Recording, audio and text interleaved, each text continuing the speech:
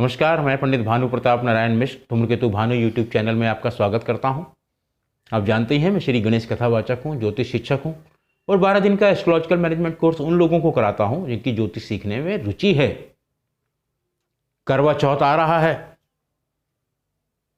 अपने अपने पतियों की लंबी आयु के लिए धर्म पत्नियां व्रत करेंगी गणेश जी का। और जिनकी शादी नहीं हुई है, जो शादी के बंधन में बंधना चाहते हैं, उन्हें भी गणेश जी को 21 लड्डू फल पान आदि के साथ चढ़ाना चाहिए। आप जानते ही हैं संत कवि तुलसीदास जी ने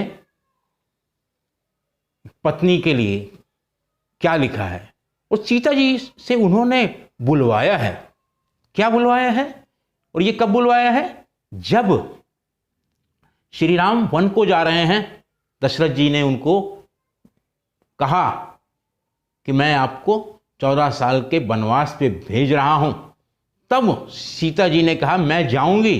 तब राम ने कहा कि नहीं, तुम यहां सास ससुर की सेवा करो। तुम्हारी 3 सास हैं, ससुर हैं, इनकी सेवा करोगी तो मुझे बड़ा आनंद मिलेगा। लेकिन सीता जी ने तब क्या क्या कहा?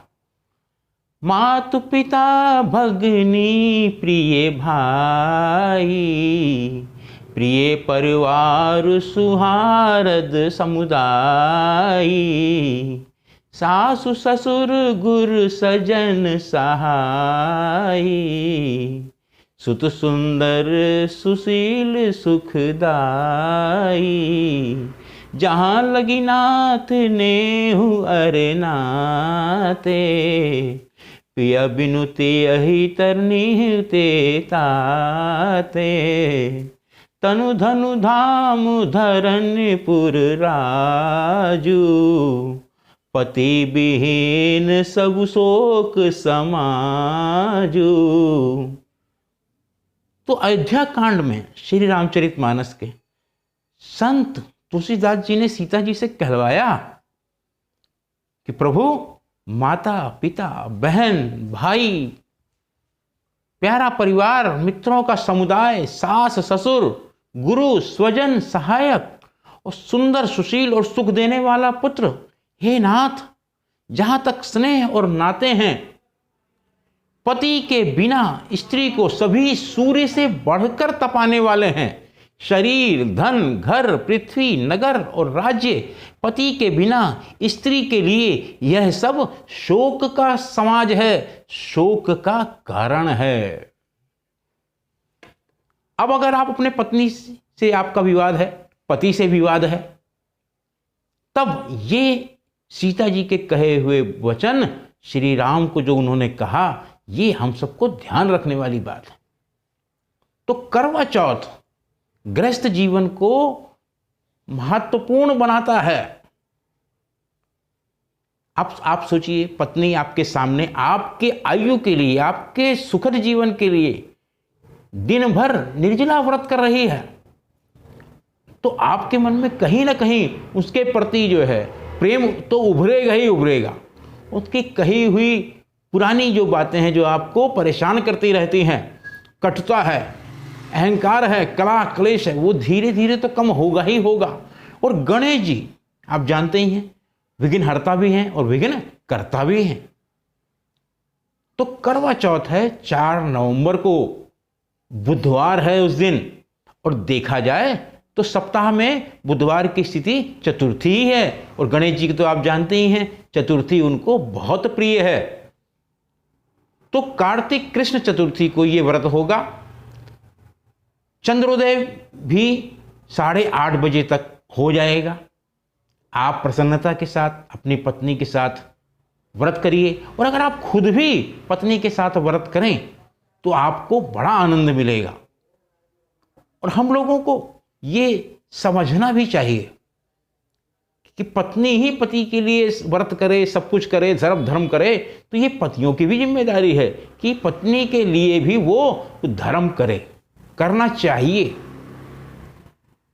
तो हमको अगर धन की अच्छी स्थिति है तो गणेश जी के लिए हमको लड्डू लेने चाहिए, मोदक लेने चाहिए, फल लेने चाहिए, पान पंचमेवा लेना चाहिए, फूलमाला लेनी चाहिए।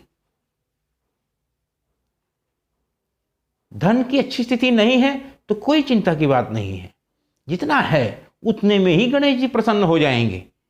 और ये ध्यान रहे, गणेश जी के साथ हमेशा ही माँ लक्ष्मी और माँ सरस्वती रहती हैं।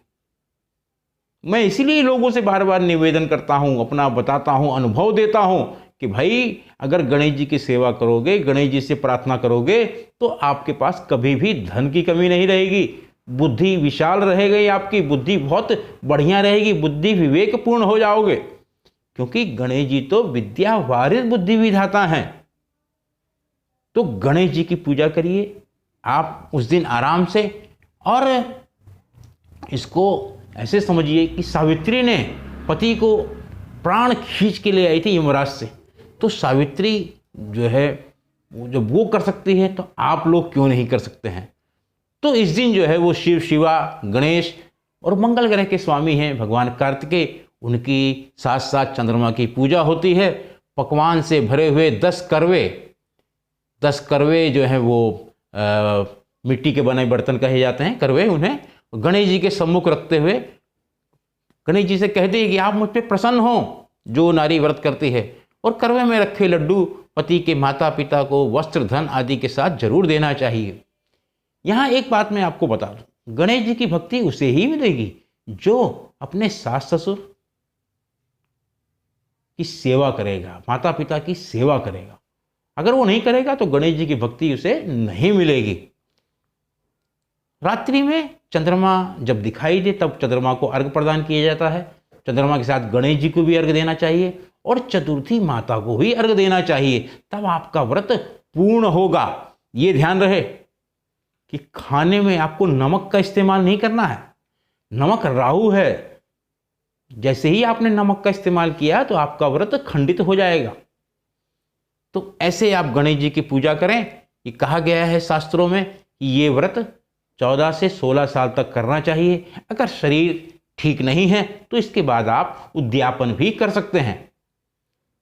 तो गणेश जी का करिए, आप गणेश जी से प्रार्थना करिए, अपने पति के लंबी आयु के लिए प्रार्थना कीजिए। और जो पति इस दिन गणेश जी से पूजा कर रहे हैं, गणेश जी का व्रत कर रहे हैं, उनको अपनी पत्नी और संतान के दीर्घायु के लिए कामना करनी चाहिए, क्योंकि अकेले दीर्घायु हो गए और साथ में कोई नहीं है तो उसका कोई मतलब नहीं है।